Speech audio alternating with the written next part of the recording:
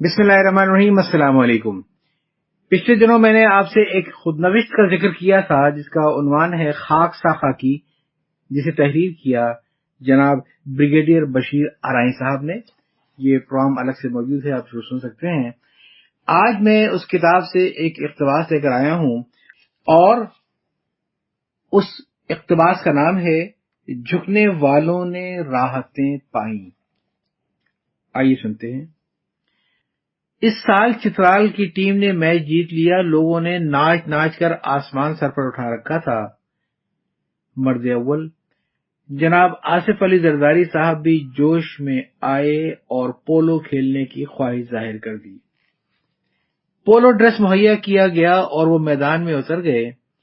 کھلاڑیوں نے ہدایت کے مطابق بھاگ دوڑ میں انہیں 2-3 گول کرنے کا موقع فراہم کیا۔ خوب تالیاں بجیں اور میچ ختم ہو گیا۔ صاحب گھوڑے سے بڑی شان و شوکت سے اترے۔ ان کا ایک پٹارین دوست جو اسپیشل سروسز گروپ میں میجر تھا، آج کل ان کا ذاتی محافظ تھا، وردی میں بھاگتا ہوا میدان میں پہنچا۔ جب غفیر کے سامنے مرد اول کے پولو بوٹ اتارنے لگا۔ کرنل مراد خان نیئر کے لیے تو دین و دنیا ہی وردی تھی۔ وہ چیخے کہ اس میجر سے کہو اپنی نہیں تو وردی کی عزت کا خیال تو رکھے۔ یہ بات بے نظیر بھٹو نے بھی بہت ناگواری سے سنی، مگر اعتزاز احسن اٹھ کر کرنل مراد کو ایک طرف لے گئے۔ اس واقعے کے 1 سال کے بعد کرنل مراد صاحب جبری ریٹائر کر دیے گئے، اور جبری ریٹائرمنٹ کے بعد کیا ہوا یہ بھی سن لیجئے۔ 3 اگست 1989 کا دن چترالی لوگ عام طور پر اور چترال اسکاؤٹس کے آفیسرز اور جوان خاص طور پر آج تک نہیں بھولے۔ صبح کمانڈنٹ ہاؤس میں مکمل خاموشی تھی۔ بیڈ روم کے باہر پیٹر اور بیٹ مین حسب معمول کرنل صاحب کی آواز کا انتظار کر رہے تھے، مگر آج آواز نہ آنی تھی نہ آئی۔ 8 بج گئے تو بیٹ مین کو تشویش ہوئی اور پیٹر نے بے چینی سے بھونکنا شروع کر دیا۔ غیر معمولی طور پر آج دروازہ اندر سے بند تھا۔ بیٹ مین نے ڈرتے ڈرتے دروازے پر دستک دی۔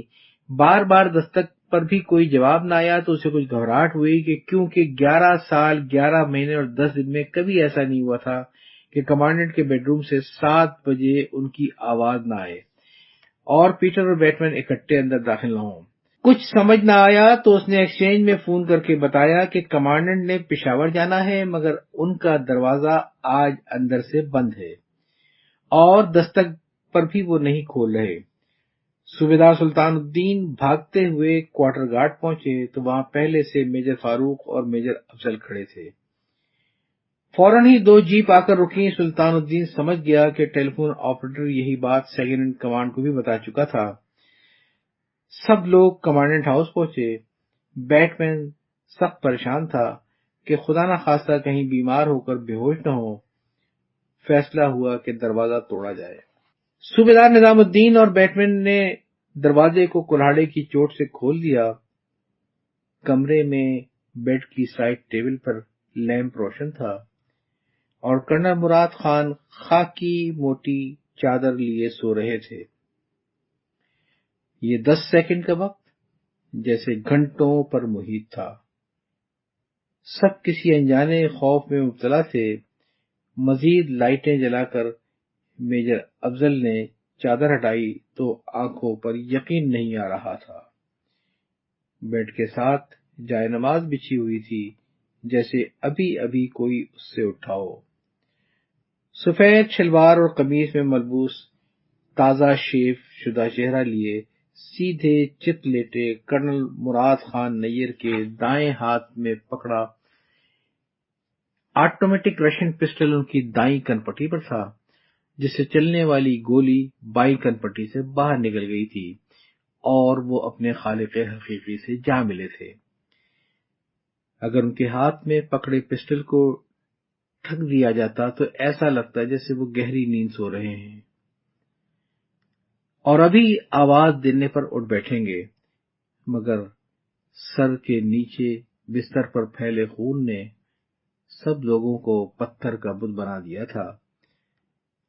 اب صرف دو آوازیں سنائی دے رہی تھیں، بیٹ مین شاہ جی کی چیخیں اور پیٹر کا کمرے میں بھاگنا اور بے چینی سے بھونکنا۔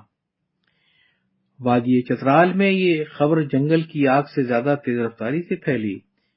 چترالی اسکاؤٹس کے جوان دھاڑے مار مار کر رو رہے تھے۔ دروش بازار میں لوگ دکانیں بند کر کے اپنے اپنے گھروں کے باہر جا بیٹھے۔ ایس پی اور ڈی سی چترال سے ڈی ایچ او ڈاکٹر سردار ملک کے ساتھ پہنچے۔ 1 گھنٹے ہی میں بالا ہزار سے ہیلی کاپٹر آئی جی ایف سی میجر جنرل غازی الدین رانا کو لے کر دروش کی طرف اڑ چکا تھا۔ اب سلطان الدین بات کرتے کرتے ہچکیاں لے رہا تھا۔ کہنے لگا، سر، پتہ نہیں وادی چترال کی سب ماؤں، بہنوں اور بچوں نے اس شخص کو اپنی آنکھوں سے دیکھا تھا یا نہیں، مگر اس دن نہ کسی کے گھر میں کھانا پکا، نہ کسی نے کھایا تھا۔ ہر شخص کو لگتا تھا کہ میرا باپ گیا، میرا بھائی گیا، میں لاوارث ہو گیا اور میرا سرپرست گیا۔ ایک شخص کی موت نے چترال کی ہر گلی کوچے، ہر گھر میں سوگ کی بھاری چادر ڈال دی تھی، جو ذکر کریں تو آج بھی محسوس ہوتی ہے۔ ایس ایم سلطان الدین نے آنکھیں صاف کرتے ہوئے بتایا کہ بعد میں سنا کہ ان کے بریف کیس پر ایک چٹ پڑی تھی، جس پر بریف کیس کھولنے کا نمبر تھا اور لکھا تھا، میری وصیت بریف کیس کے اندر ہے۔ آفیسر نے مل کر بریف کیس کھولا تو وصیت نظر آئی۔ آئی جی ایف سی کے نام لکھا تھا۔ ایک، میں اپنی مرضی سے خودکشی کر رہا ہوں، اس لیے اس بارے میں کسی سے کوئی پوچھ گچھ نہ کی جائے۔ 2، مجھے دروش کی سپلائی برانچ کی مسجد کے احاطے میں، جو میں پہلے سے مختص کر چکا ہوں، دفن کرنے کی اجازت دی جائے۔ 3، میری ماں اور بھائیوں کو دفن کرنے کے بعد اطلاع دی جائے تاکہ میری لاش چترال سے باہر نہ لے آ سکیں۔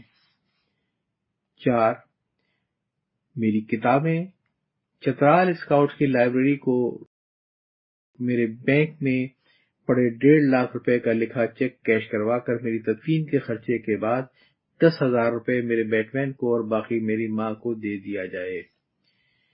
میرا کتا پیٹر بھی میرے بیٹ مین کو دے دیا جائے۔ اس وقت کے وزیر اعلیٰ پنجاب جناب نواز شریف کو لکھا کہ میرے بھائی کو اگر قانونی کارروائی کے بعد بے قصور پایا جائے تو اس کو پولیس سروس پر بحال کر دیا جائے۔ اور آخر میں لکھا تھا، میری 36 سالہ آرمی سروس کے دوران کوئی جائیداد نہیں بنی، کیونکہ جو پلاٹ مجھے آرمی نے الاٹ کیے تھے میں ان کی قسطیں بھی نہیں دے سکا، اس لیے وہ بھی پاکستان آرمی کی ملکیت ہیں۔ کرنل عابد کاظمی نے بہت ہی دکھی لہجے میں کہا، سلطان الدین، آپ کے وقت کا شکریہ، میرے والد محترم کی باتیں آج مجھے سمجھ میں آ رہی ہیں۔ وہ مجھے اکثر کہتے تھے، مادی ملک، colonel Murad Khan near army کی وردی ضرور پہنتا ہے، مگر اس کے اندر آفیسر سے زیادہ کسی درویش کی روح ہے۔ مگر میں سوچ رہا تھا، درویش تھا تو خودکشی کیوں کی؟ یہ بہت عمدہ کتاب، بہت عمدہ خود نوشت، ہو سکے تو اسے خرید کے اپنی لائبریری کی جلد چاہیے۔ یاد چاہتا ہوں۔ اللہ حافظ۔